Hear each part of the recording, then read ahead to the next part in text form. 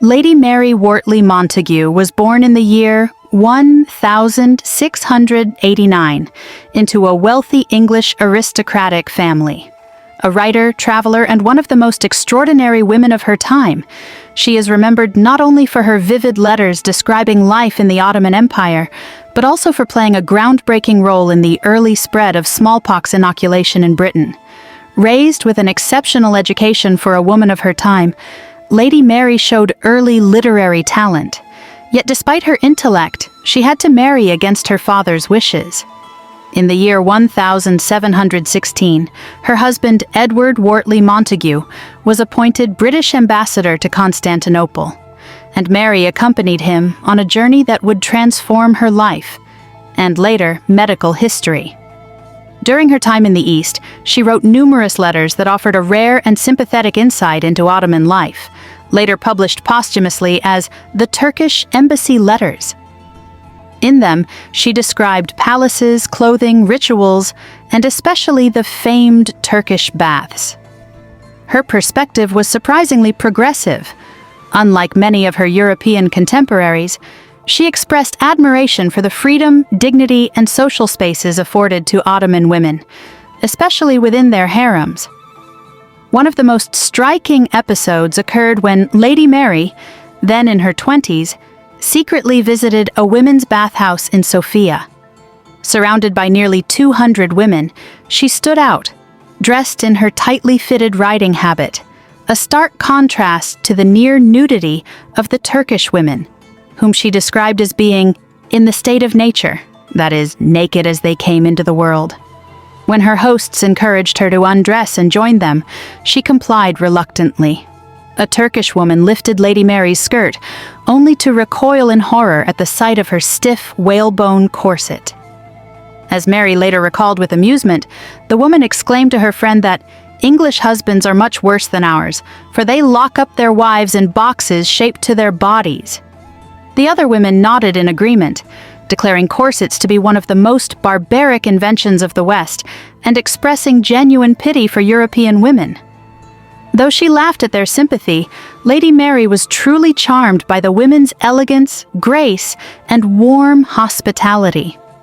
Her descriptions of the hammam, marble benches, fragrant steam, gleaming skin, silken cushions, women chatting, sipping sherbet, and having their hair braided, were so vivid that nearly a century later, the French painter Ingres copied passages into his sketchbook.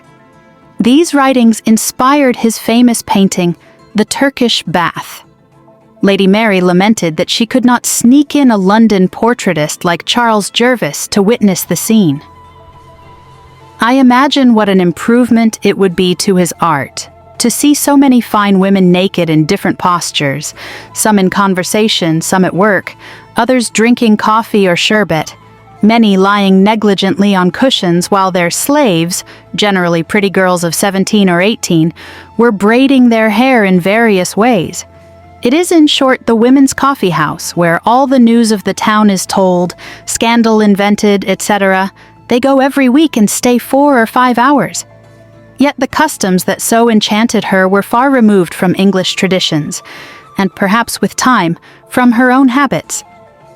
Though Lady Mary praised the cleanliness of Ottoman women and attributed their smooth white skin to regular bathing, her own hygiene later became the subject of gossip.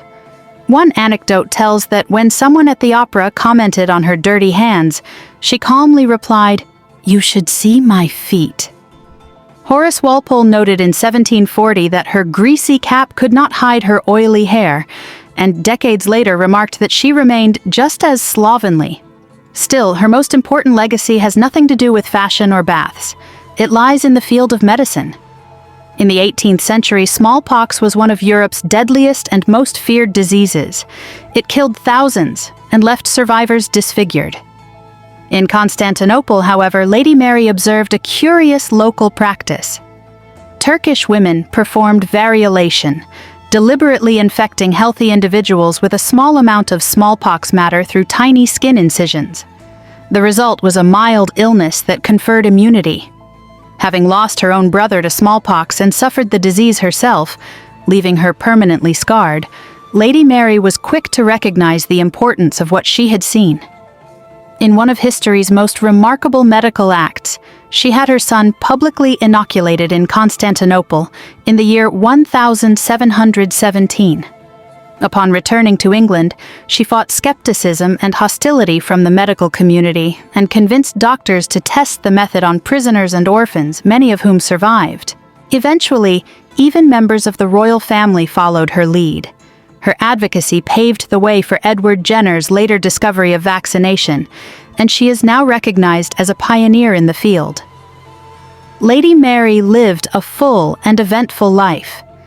After her husband's death, she traveled across Europe and spent her final years in Italy.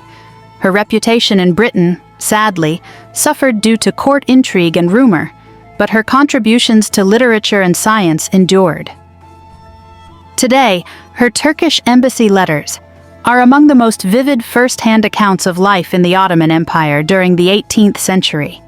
And her role in introducing variolation to the West makes her one of the earliest women to alter the course of European medicine.